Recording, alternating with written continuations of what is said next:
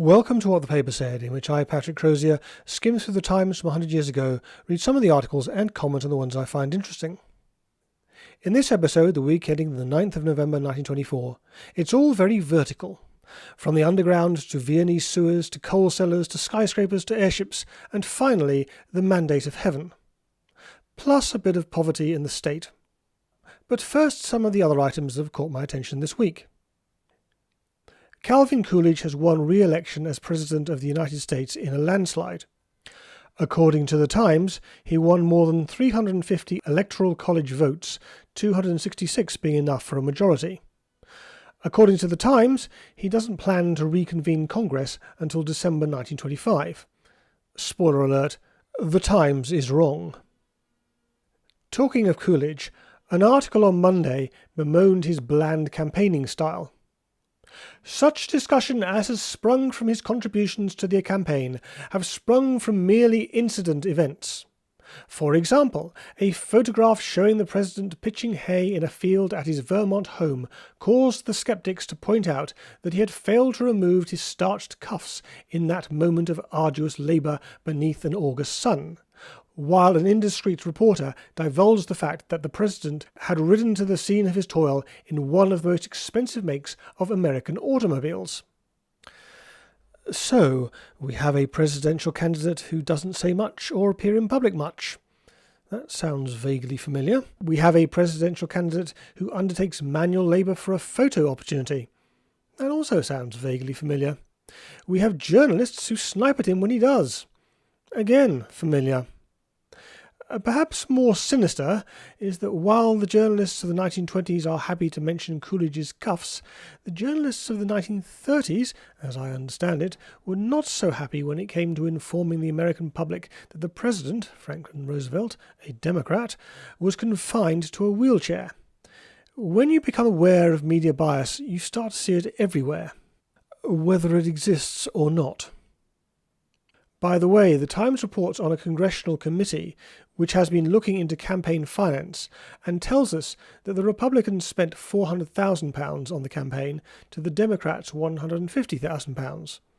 £400,000 is about $80 million in today's money. In real life, when a government loses an election, the sitting Prime Minister will typically resign the next day. Our forebears took a rather more leisurely approach. The election was held last Wednesday, but it wasn't until the next Tuesday, i.e. this Tuesday, that Ramsay MacDonald resigned. In that time, he launched an inquiry into the authenticity of the Zinoviev letter. This was hampered by the fact that the government did not have a copy of the original. Well, at least that bit of the government didn't, and so was unable to reach a conclusion. The new old Prime Minister, Stanley Baldwin, has announced his cabinet. The big news is that Winston Churchill is to be the Chancellor of the Exchequer. This is what is known as a mistake. Even the Times called the decision daring. Still, there were plenty who were prepared to sing his praises.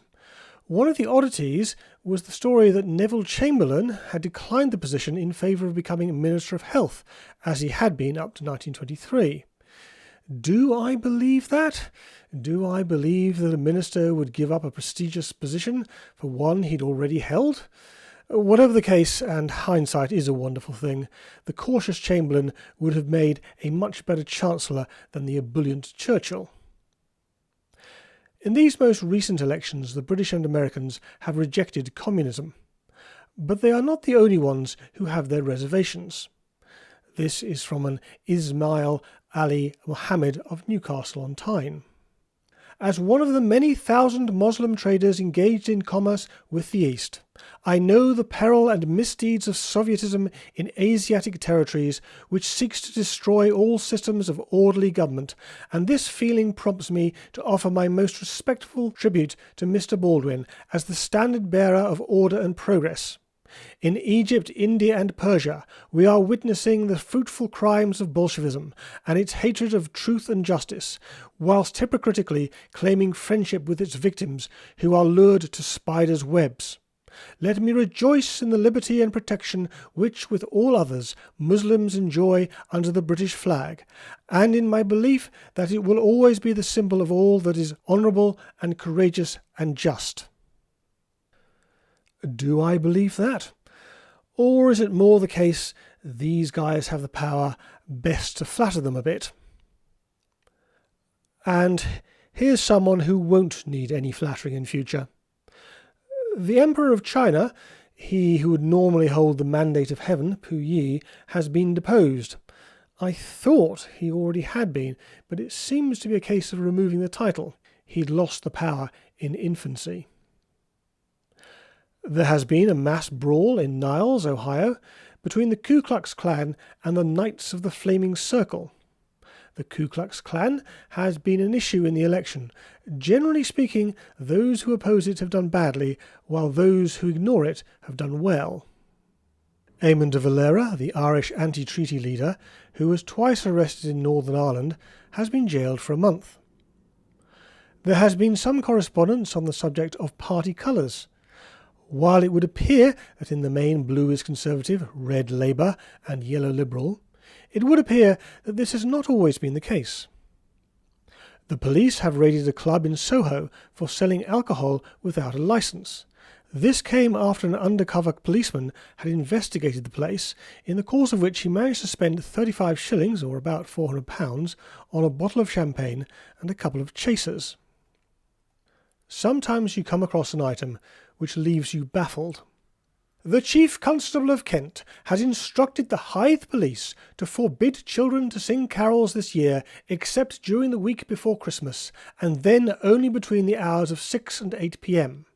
They will not be allowed to sing outside public houses. And what, pray tell, is that all about? Are they trying to protect children from pub-goers, or pub-goers from children? One of London's tram companies has introduced a tram with one-man operation, anything to try to return trams to solvency. A bus has overturned in the Brompton Road after attempting to avoid a traffic island. It has been announced that the government has signed a contract with Vickers to build an airship. This is quite the tale. Obviously we know that it was aeroplanes that were the future, but they didn't, despite the fact that the first craft to cross the Atlantic was a plane. The idea was to build 2 airships. The story I have heard, although not in the pages of the Times, is that to test whether the state or private sector was best, one would be built by the government, R101, and one, the R100, this one, would be built by the private sector under contract. The R100 would successfully fly to Canada in June 1930. In November 1930, the R101 would crash, killing almost everyone on board. Rather than admit the superiority of private enterprise, the government grounded the R100, and then had it scrapped. London, and indeed the world's first underground railway, was opened in London in 1863. But this was in the days before electric railways. So the trains were steam-powered, the steam being generated by the burning of coal. It doesn't sound very pleasant, although not as bad as if they were powered by diesel, well, at least not in my imagination. This is what Mr. Basil Mott, President of the Institution of Civil Engineers, had to say. Mr. Mott said that on the old London steam underground railways nobody travelled except under compulsion. Nice to have your prejudices confirmed. By the way, if you have ever heard of the company Mott MacDonald, he's the Mott. One of the great contrasts between London and, say, New York is the lack of skyscrapers. This week we learnt that an 80-foot limit existed in London, although from time to time that could be breached. At the time, the tallest building in New York topped out at 700 feet. In an article on the arrangements for the upcoming armistice commemorations, the Times stated that the King's wreath would have poppies on it, or Flanders poppies as they were then known. We tend to take Armistice Day for granted, but the traditions had to be invented. Carol Reed, he's a bloke by the way, was the director of The Third Man. That's the one all about cuckoo clocks. I was amused to see him in the cast list for a play called Heraclius. He must have been about 18 at the time. There's been an ongoing correspondence on the subject of telephone charging, which provoked this from a Mr. E. S. P. Haynes of WC2. No doubt I am not alone in having employed at one time or another domestic servants who incurred huge charges for trunk calls and then vanished before the quarterly account was rendered by the post office. You just can't get the staff. This may explain why references for domestic staff were a staple of Agatha Christie novels. On Thursday, the Times published a long letter signed W. Exon. This threw me until a letter in reply revealed that this is how the Bishop of Exeter signs himself. He wrote about workhouses, which was still a thing in those days. No one who has not worked among the poor knows how the dark shadow of the workhouse burdens and depresses many an honourable old age. Though the old age pensions have enabled many to avoid the humiliation of going to the poor law institution, yet there are many who, for various reasons, still have to seek its shelter. Almost invariably, those who are compelled to go into the Union are made miserable by the thought. This simple fact alone should condemn the system. I don't think it does, but we'll come back to that. It must be a bad system by which the state pays large sums of money to make poor people miserable. Let me give an example. The other day I met in a workhouse union a blind old lady who had been nearly 50 years in one situation. Her employers were dead. She was blind and unable to earn any money, and was not yet eligible for the old age pension. When I shook her by the hand and told her I was proud to clasp the hand of one who had been so faithful in the discharge of her duties, she burst into floods of tears. And the workhouse master, who was most sympathetic, told me that the cause of her depression was that she realized her humiliation. Shame was a thing in those days. Here's another example. Workhouse unions are called by various other names so that people writing from them may not be compelled to reveal their real address.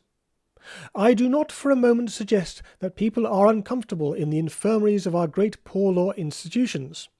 They are invariably kept clean and well fed, but the life is uncongenial to the great majority, and there are few, if any, who would not gladly take their discharge if any other means of livelihood presented itself. Well, that is the point of them, and so much for Oliver Twist. The inmates are well fed. There is another injustice the bishop wishes to highlight. When a woman is left a widow, the guardians will take care of her children if she is in poverty, but generally on condition that they are taken from her and boarded out with other people. Again, if only bad women lost their husbands and the children were being taken from mothers who were unworthy of the name, this course would be humane and reasonable. But why subject a perfectly good woman, whose heart has already been broken by the loss of a husband she loved, to this added grief? This inhumanity is not even recommended by economy, for the mother would undoubtedly maintain the children at a far less sum than a foster mother would. I wonder if the state's aim is to discourage children being born out of wedlock, widows like this being collateral damage. That general aim would explain why divorce was so difficult in those days. The poor law, with all its extravagances, with all its injustices, is still the law of the land. There are extravagances, Bishop? Though satirized by countless writers since the day of Dickens, condemned by royal and departmental commissions, it still robs the unfortunate and infirm of their self-respect, and darkens many an honourable old age with the fear of shame. The picture he paints is undoubtedly sad. But what about today? Being poor today means crime, antisocial behaviour, and poverty traps. For taxpayers, it means enormous cost. Probably unsustainable cost. It seems to me that, as the Bible said, the poor are always with us. There will always be people who can't support themselves. The only real choice is how much the state chooses to spend. You can spend a little or a lot. The outcome will be much the same. Here's some more 1920s poverty. A meeting of the London Police Court Mission was addressed by a Mr. W. Clark Hall, the magistrate at Old Street Police Court. He spoke of the need for hostels for girls and women in the East End of London, and related a singular experience which befell him some little time ago. He received a letter inviting him to have tea, and said it stipulated 2 conditions we would ask you to observe. You must come quite alone, and you must not ask any of our names, but each of us will wear a different kind of flower, and you can address us by the names of the flowers we wear. On a Monday afternoon, he said, I went to a particularly dismal slum in the East End of London, and there in a disused coal cellar that had been quite tastefully decorated, I met some 20 or 30 girls. They gave me tea, and we sat round the fire and talked. It was a club known as the K.O.'s, the interpretation of the mystic letters being that K.O. stood for King's Own, and every one of the girls who was a member of the club considered herself a King's Own, in that she had enjoyed the King's hospitality at some period or other of her career. We talked on many subjects, of the police, of rescue homes, of prison, and so forth, and I think they told me perfectly frankly all their experiences. They were nearly all of them outcasts from their homes, owing to their previous bad conduct, and nearly all of them lived in a house they called Park Lane. Anyway, that's all for this week. There were any number of articles that I would like to have talked about, but time did not permit.